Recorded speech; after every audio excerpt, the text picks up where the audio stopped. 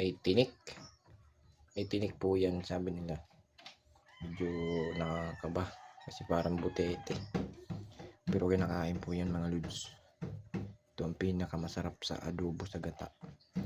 Mamaya, titingnan natin. Samahan nyo ako sa pagluluto, pati pagtanggal ng tinik. Samahan nyo ako mamaya. Ngayon, papakuluan muna natin para madaling tanggalan ng tinik. Okay guys, mamaya.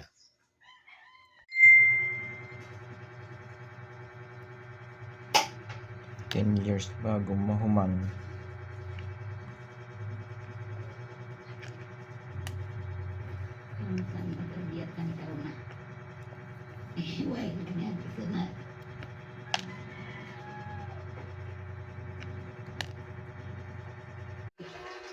Ikaw na magtapos?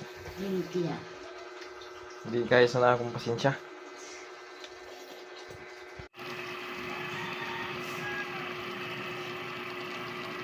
Tarawan.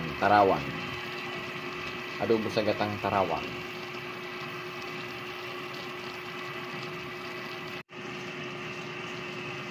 Buhusan natin ng gata. Kukumama.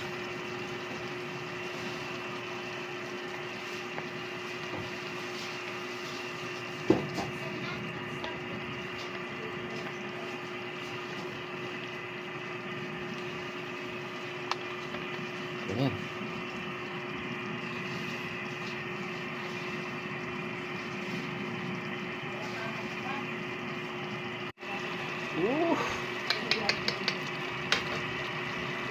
Iwan na naman ang asawa.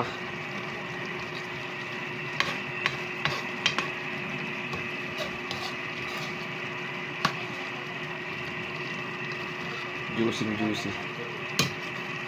Hindi yan nakakalason. Maniwala ka. Try mo. Talagang ibag na naman ang rice sa mga inasal.